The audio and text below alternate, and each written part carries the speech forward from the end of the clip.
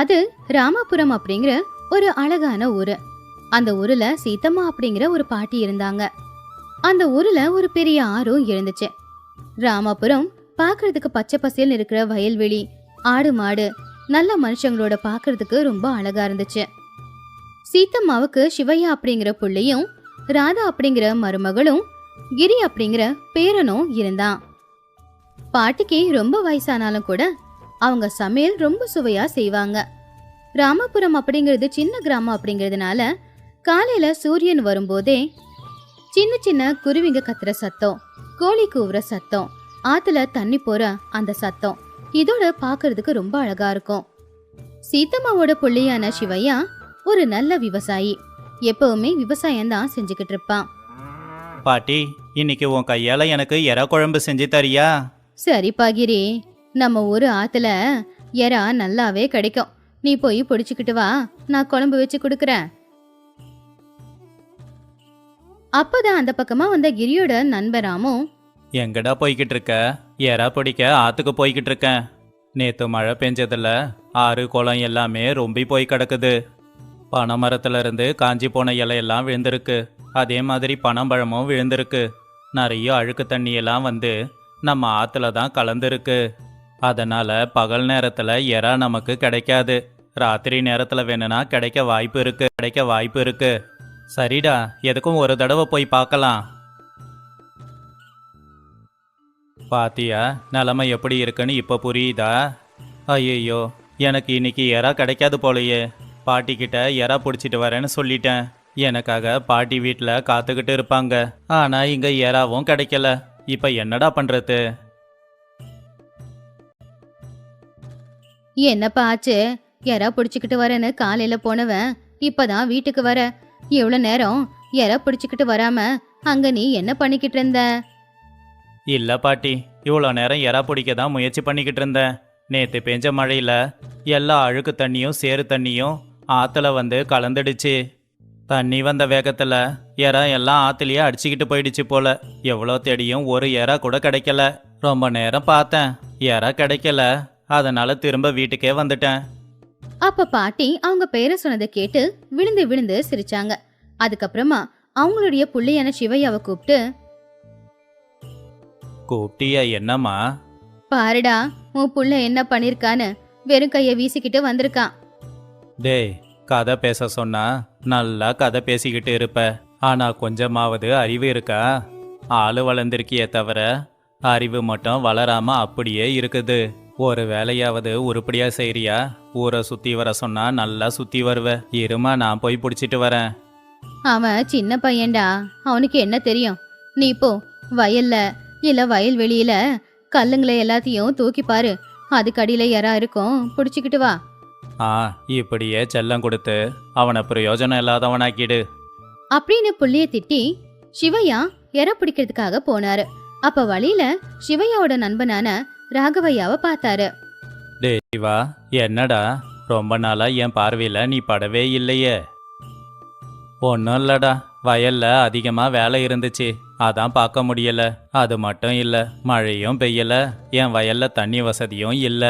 அதனால விவசாயம் கொஞ்சம் கஷ்டமாயிடுச்சுடா. யாரா எதனா கிடைக்குதான்னு அம்மா போய் பார்க்க சொன்னாங்க. அதான் போய்கிட்டு இருக்கேன். உங்க அம்மா எறா குழம்பு நல்லா வைப்பாங்கடா. எனக்கு அது ரொம்ப பிடிக்கும். வெறும் குழம்ப சாப்பிட்டா கூட சுவையா இருக்கும். சாப்பாடு இல்லைனாலும் வெறும் குழம்ப கூட நான் ஊற்றி குடிப்பேன். உங்க அம்மா வயசானாலும் நல்லா சமைக்கிறாங்க. கொஞ்ச நேரத்துல சிவையா பேசி முடிச்சிட்டு வயலுக்கு போய் அங்க பாறை சின்ன சின்ன கல்லு இருந்தா அதை எடுத்து பார்த்தாரு. அப்படி தேடிக்கிட்டே இருக்கும்போது கொஞ்ச நேரத்துல நல்ல எறாக்கள் அவருக்கு கிடைச்சது. அது எல்லாத்தையுமே பிடிச்சுக்கிட்டு ஒரு பையில போட்டு எடுத்துக்கிட்டு அவங்க அம்மாவுக்கு கொடுக்கறதுக்காக வீட்டுக்கு போய்கிட்டு இருந்தாரு. சிவையா எறா எடுத்துக்கிட்டு போறத பார்த்து ஊஜனங்க எல்லாருமே இன்னைக்கு சீத்தம்மாவோட வீட்டுல இருந்து எறா குழம்பு மனம் வரப்போகுது அப்படின்னு பேசிக்கிட்டு இருந்தாங்க. அது கேட்டுக்கிட்டு இருந்த சிவையா சிரிச்சுக்கிட்டே போய்கிட்டு இருந்தான். தூரத்துல நின்னே புள்ள எறா எடுத்துட்டு வரத பார்த்து சீத்தம்மா சந்தோஷமா சிரிச்சுக்கிட்டு இருந்தாங்க. அந்த எறாவை எடுத்துக்கிட்டு வீட்டுக்குள்ள போனாங்க. உன்னை பார்க்கும்போது அந்த காலத்துல உங்க அப்பா போய் எறா பிடிச்சுக்கிட்டு வர மாதிரியே நீயும் வரடா. உங்க அப்பாவும் இப்படி போனாரா அப்படி கொண்டு வந்தாரான்னு இருப்பாரு. நீயும் அதே மாதிரி தான் இருக்க. பாட்டி, இந்த எறா குழம்ப எப்படி வைப்ப? முதல்ல உங்க அப்பா கொண்டு வந்திருக்கிற இந்த எறாவோட ஓடு எல்லாத்தையுமே எடுத்துட்டு அதுக்கப்புறமா தண்ணி ஊத்தி நல்லா கழுவி அடுப்பை பத்த வச்சு அடுப்புல இந்த எறாவை போட்டு வேக வைக்கணும்.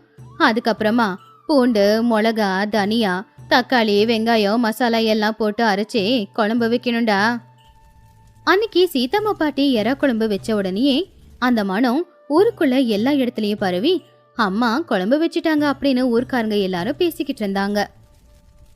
அந்த ஊர்ல இருக்கிற எல்லாருமே எறா குழம்பு அப்படின்னு சொன்னா போதும் அவங்க வாயில வர முதல் வார்த்தை சீத்தம்மா பாட்டி தான். சீத்தம்மா பாட்டி எறா குழம்பு வச்சாங்கன்னா அக்கத்து பக்கத்து வீட்டுக்காரங்க, எதிர் வீட்டுக்காரங்க குழம்பு கேட்காம இருக்கவே மாட்டாங்க. அந்த அளவுக்கு நல்லா இருக்கும் அந்த குழம்பு. அப்படி கண்ணை மூடி திறக்கிறதுக்குள்ள பாட்டி குழம்ப வச்சு முடிச்சுட்டாங்க. குழம்பு நல்லபடி வச்சு முடிச்சதுக்கு அப்புறமா உடனே மருமகளான ராதாவையும் பேரனான கிரியையும் கூப்பிட்டாங்க. எப்போ பாட்டி சாப்பாடுக்கு கூப்பிடுவாங்க அப்படின்னு அவங்களும் காத்துக்கிட்டு இருந்தாங்க. அதுக்குள்ள அவங்க வீட்டுக்கு திடீர்னு சொந்தக்காரங்க வந்துட்டாங்க. அந்த சொந்தக்காரங்க வேற யாரும் இல்ல, பாட்டியோட பிறந்த வீட்டை சேர்ந்தவங்க. அவங்க வந்த உடனே சீத்தம்மா பாட்டி மட்டும் இல்ல, அவங்க புள்ளையான சிவையாவும் மருமகளான ராதாவும் பேரனான கிரியும் கூட வரவேற்றாங்க. என்ன பாட்டி, எறா குழம்போட மனம் ஊருக்குள்ள வரும்போதே வந்துருச்சே. நாங்க வரோம் அப்படிங்கறத உங்களுக்கு முன்னாடியே யாராவது சொல்லிட்டாங்களா என்ன? எங்களுக்காக எறா குழம்புலாம் வச்சிருக்கீங்க? அப்படியெல்லாம் ஒண்ணும் இல்லம்மா, எப்பவும் போலதான் சமைச்சேன். ஆமா, நல்லா இருக்கீங்களா? நாங்க நல்லாதான் இருக்கோம் பாட்டி. உனக்கு ரொம்ப வயசாயிடுச்சே, உனக்கு கண்ணெல்லாம் எப்படி தெரியுது? உடம்பு நல்லாதான் இருக்கா? எனக்கு என்னம்மா, என் உடம்பு நல்லாதான் இருக்கு. வாங்க, சமைச்சு முடிச்சுட்டேன், வந்து எல்லாரும் உக்காருங்க, சாப்பிட்டுட்டு மத்த கதையை பேசிக்கலாம். பாட்டி, சாப்பாட்டை வாயில போட்டா போதும், எறா குழம்போட மனமும் சுவையும் எப்படி இருக்கு தெரியுமா? எறா பிடிச்சிட்டு வானா பிடிக்க தெரியாது, ஆனா வாய் மட்டும் நல்லா பேசுற. காலையில போனவன் ஒரு எறாவாவது பிடிச்சிக்கிட்டு வந்தியா? ஆனா வாய் பேச சொன்னா நல்லா பேசுற. சரி, பரவாயில்ல விடுப்பா, குழந்தை வயிறாரா சாப்பிடட்டும். பாவம், காலையில இருந்து இதுக்காகவே அவன் எதுவுமே சாப்பிடல. எறா கொண்டு வந்தது உன் பிள்ளைக்கும் சேர்த்து தானே. அப்படி இருக்கும்போது அவன் சாப்பிடுறதுல என்னடா தப்பு? பாட்டி, நான் சும்மா சொல்லல, எறா குழம்பு நல்லா தான் வச்சிருக்க. இவ்வளவு சுவையான எறா குழம்ப நான் இது வரைக்கும் சாப்பிட்டதே இல்லைனா பாத்துக்கோ. இனி எறா குழம்பு சாப்பிடணும்னா இதுக்காகவே இந்த வீட்டுக்கு வரணும் போல தெரியுதே. சொந்த பந்தம் எல்லாரும் எறா குழம்பு வச்சா சீத்தம்மா மாதிரி தான் வைக்கணும்னு சொல்லிக்கிட்டு இருந்தாங்க. அப்ப கூட என்னடா இப்படியெல்லாம் பாராட்டி பேசுறாங்களான்னு நினைச்சேன். ஆனா உண்மையிலேயே உன்ன மாதிரி யாராலையும் எறா குழம்பு வைக்க முடியாது. நான் சமைச்சதுல என்னம்மா இருக்கு? நீங்க வயிறார சாப்பிட்டுட்டு போங்க, அதுலதான் எனக்கு சந்தோஷமே கிடைக்கும். எங்க அத்தை இந்த எறா குழம்பு மட்டும் இல்ல, என்ன குழம்பு செஞ்சாலும் நல்லாதான் செய்வாங்க. நம்ம வீட்டுல மட்டும் இல்ல, என் சொந்த பந்தம் எல்லாரும் எப்பவுமே அதனாலதான் அத்தை கையாலேயே சமைக்க சொல்றது.